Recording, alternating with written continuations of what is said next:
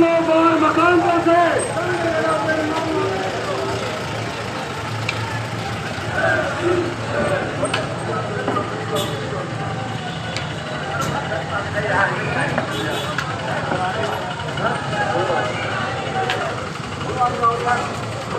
भारतीय संविधान जिंदाबाद, भारतीय संविधान जिंदाबाद, जिंदाबाद जिंदाबाद, भारतीय संविधान जिंदाबाद, जिंदाबाद जिंदाबाद। संविधान से छेड़छाड़ बंद करो, बंद करो, बंद करो। संविधान से छेड़छाड़ बंद करो, बंद करो। जो आपसे टकराएगा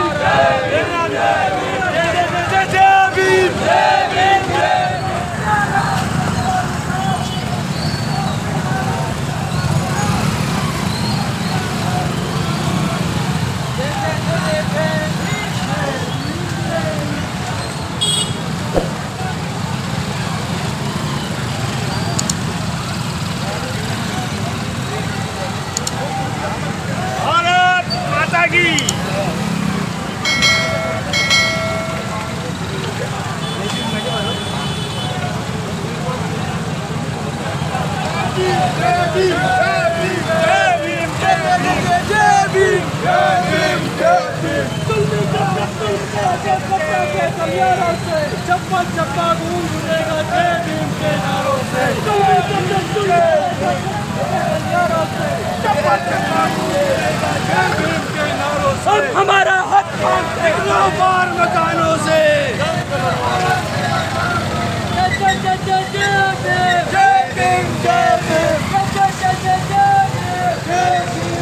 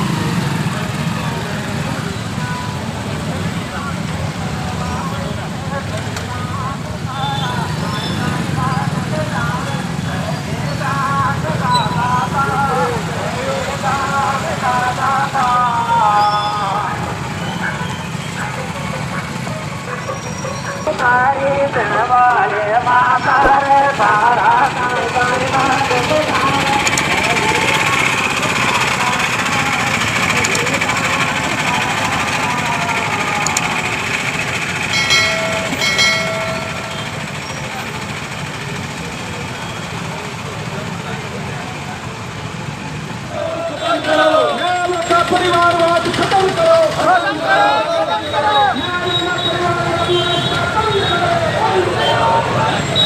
नीचे उतरिए, पेट्रोल लीक के दिया गाड़ियाँ।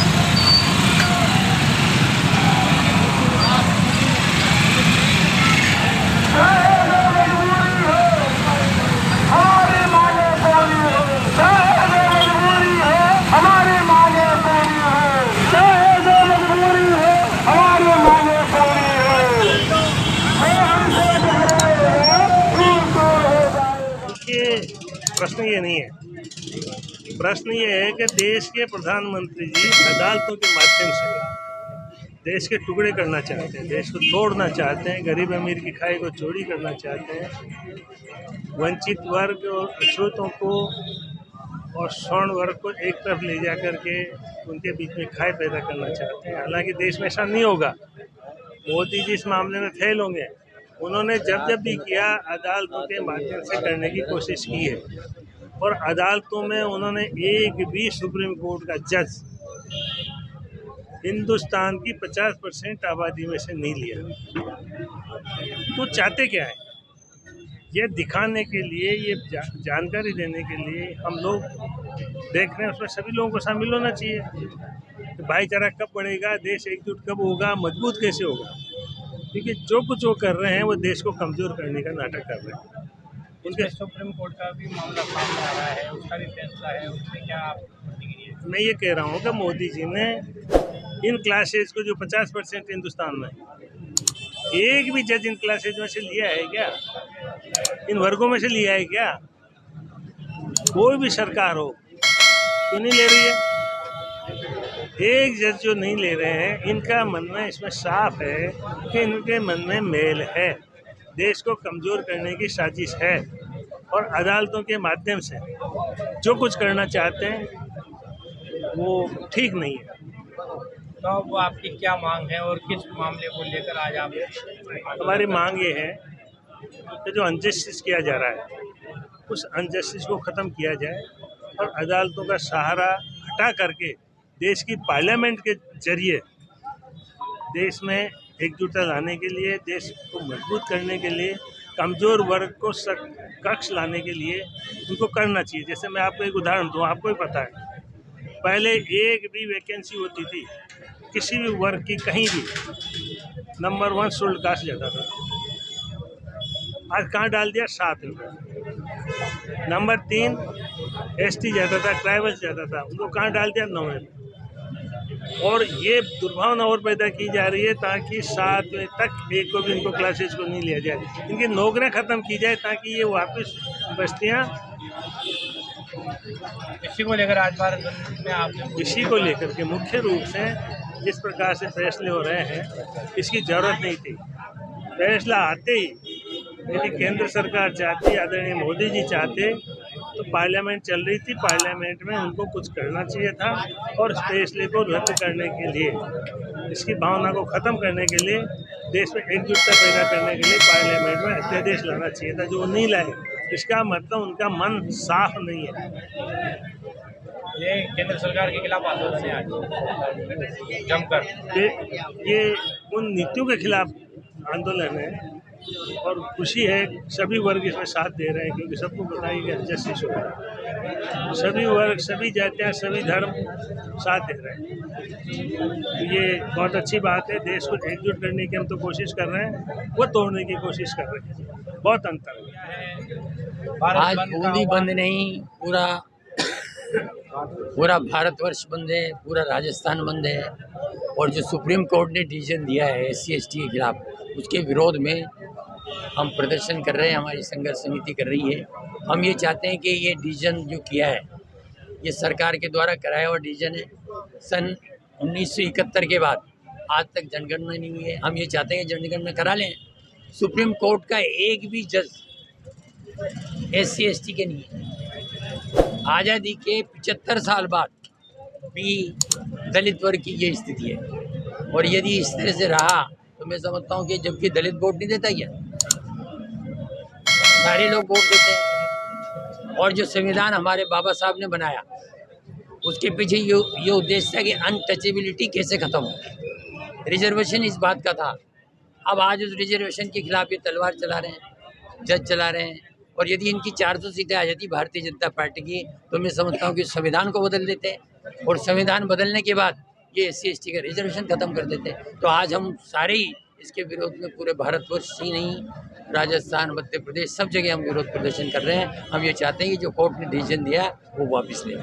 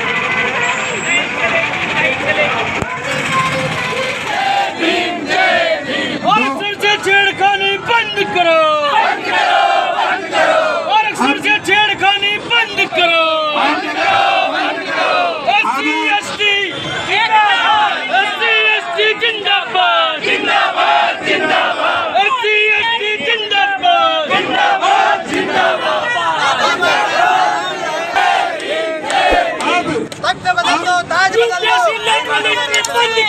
तख्त बदल दो, ताज बदल दो, तख्त बदल दो, ताज ये प्रोग्राम आयोजित किया गया है। मैं इस समिति के कार्यकर्ताओं को, पदाधिकारियों को बहुत बहुत धन्यवाद देना चाहूँगा। साथ में मैं प्रशासन को भी धन्यवाद दूंगा, पुलिस प्रशासन को भी दूंगा, एडमिनिस्ट्रेशन वालों को दूंगा और यहाँ के व्यापारी वर्ग को भी इस बात का धन्यवाद दूंगा कि जो हमारी ये आरक्षण विरोधी रैली है उसको आपने इसको सफल बनाने के लिए हमारा साथ दिया, इसके लिए आप साधुवाद के पात्र हैं। साथियों, जैसा कि सुप्रीम कोर्ट का डिसीजन आया है और उस डिसीजन के खिलाफ पूरे भारतवर्ष के SC ST के लोग उसका विरोध कर रहे हैं। हमारे बाबा साहब ने जो रिजर्वेशन दिया था वो अनटचेबिलिटी की वजह से दिया था। हमारे साथ घृणा होती थी, हमारे साथ द्वेषता होती थी, हमारे बच्चों को पढ़ाया नहीं जाता था।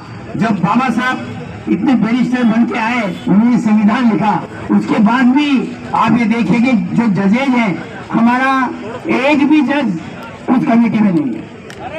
हम ये डिमांड करते हैं भारत के नेताओं से, भारतीय जनता पार्टी की यदि 200-400 सीट आ जाती तो ये हमारे बाबा साहब के संविधान को खत्म कर देते और उसके बाद रिजर्वेशन खत्म कर देते, ना हम MP होते और ना हमारी नौकरियां होती।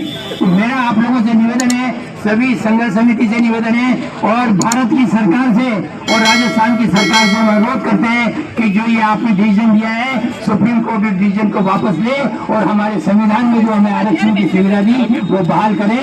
आप लोगों ने मान सम्मान दिया, उसके लिए धन्यवाद। जय हिंद, जय भारत।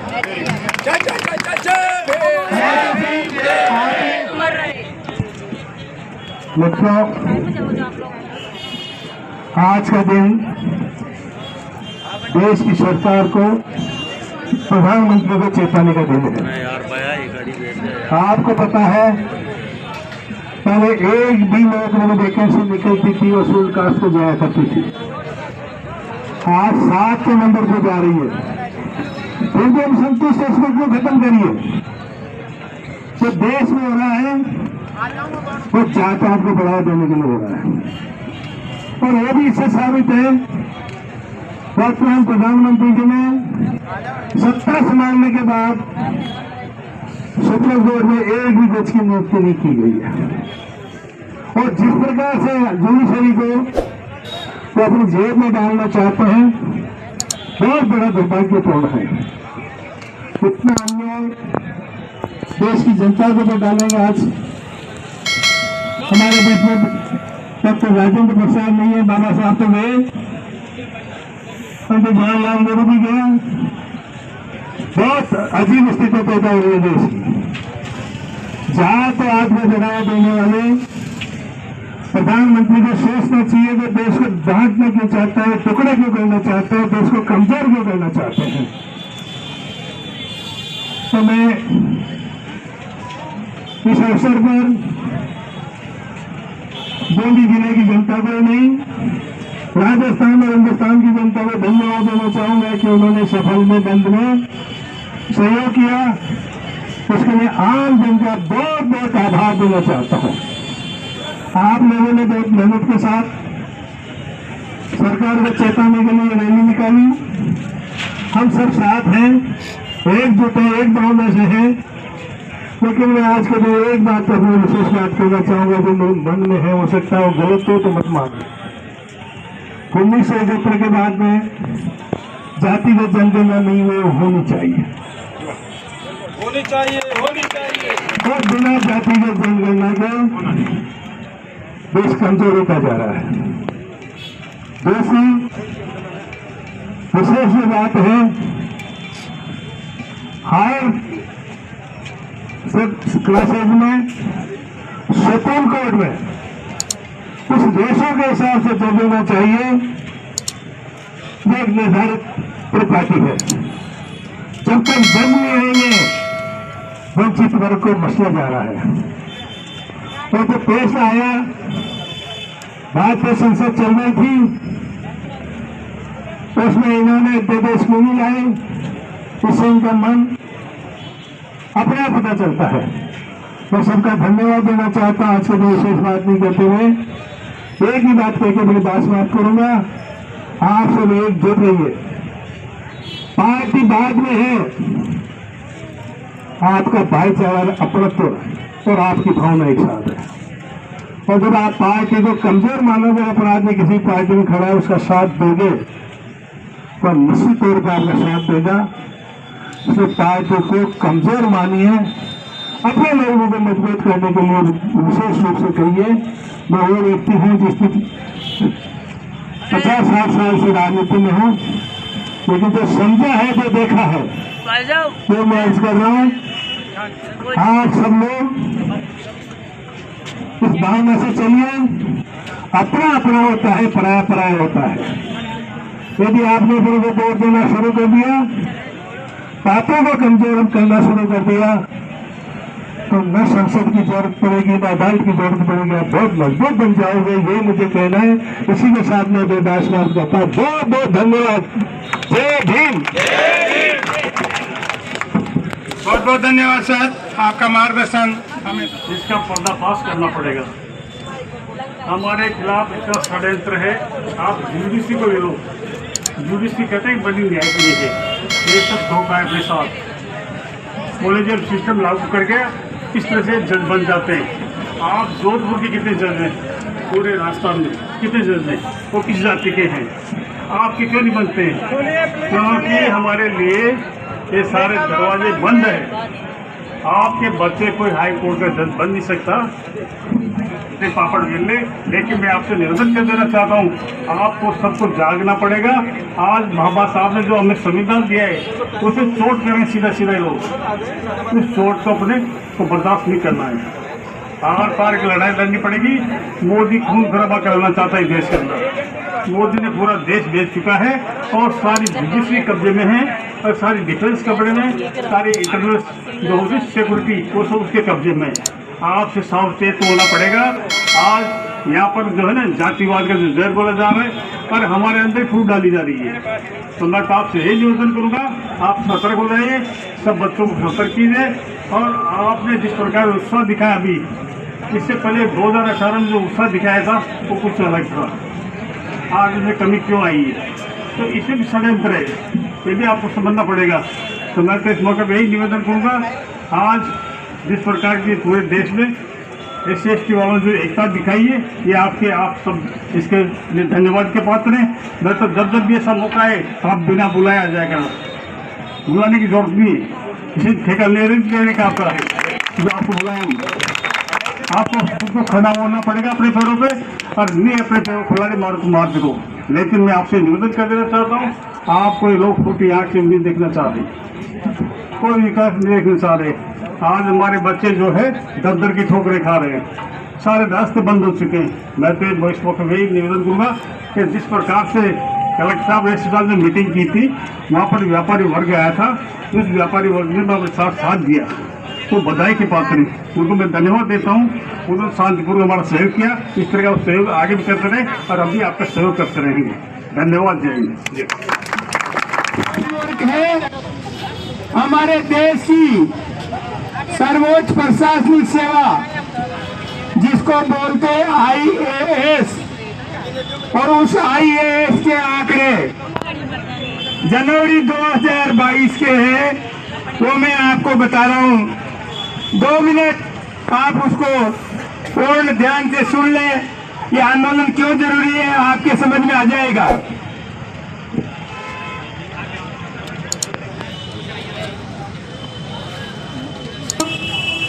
हमारे भारत देश में प्रॉपर IAS जो इस सरकार को चलाते, दिशा निर्देश देते, रन करते हैं, उनके पद 6789 है,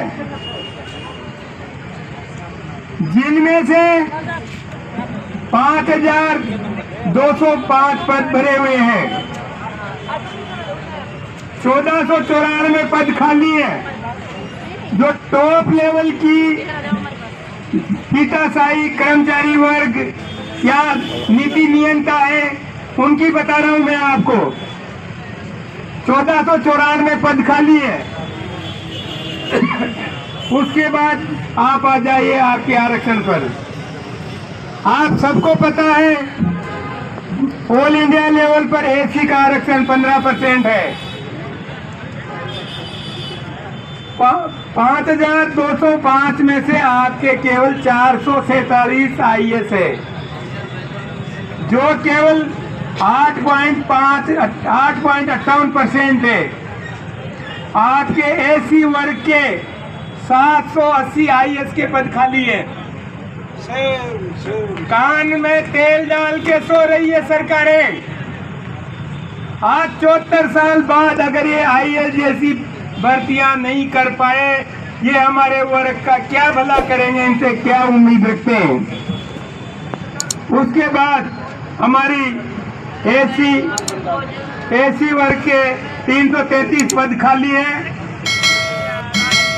एसटी वर्ग के जो 5205 में से केवल 232 आईएएस है, जो केवल 4.45% है।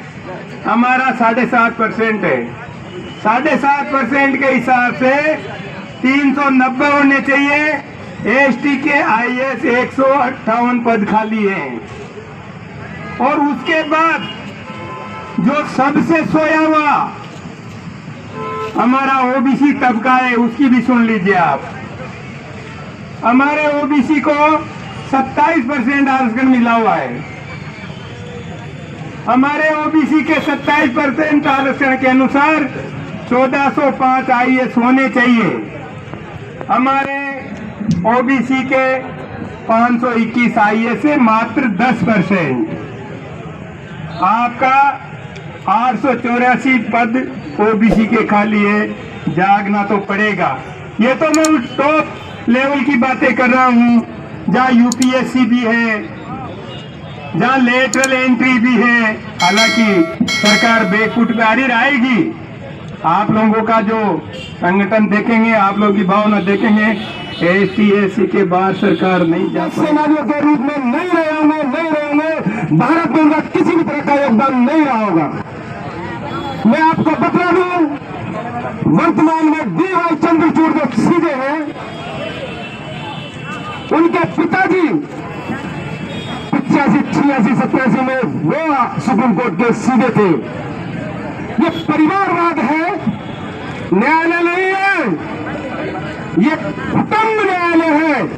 ये कुछ परिवारों के न्यायालय जो जजेज हैं, अगर उनको रिजर्वेशन ही खत्म करना है, हम कहते हैं संघर्ष कीजिए, लेकिन हाई कोर्ट और जो सुप्रीम कोर्ट है उसमें हमारा पर्याप्त प्रतिनिधित्व है।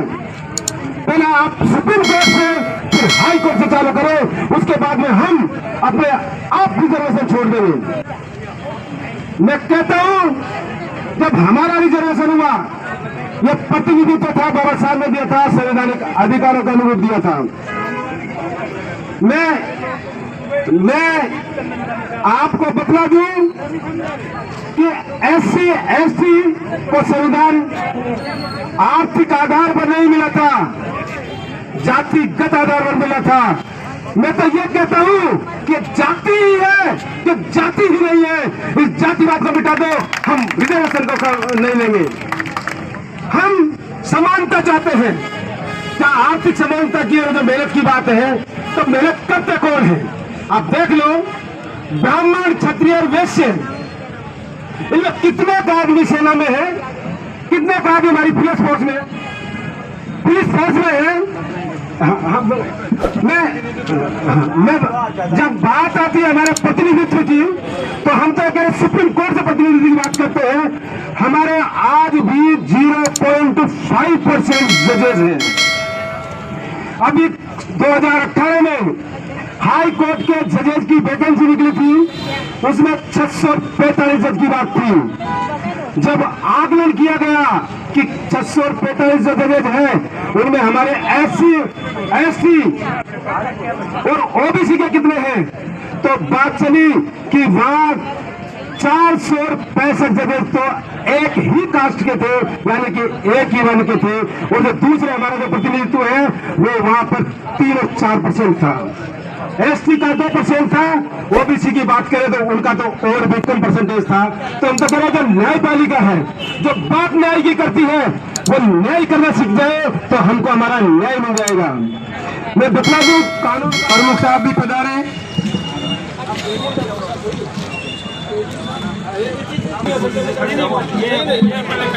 ये कमिटमेंट हमने किया, एडीएम साहब नहीं किया, गलत बात है। अरे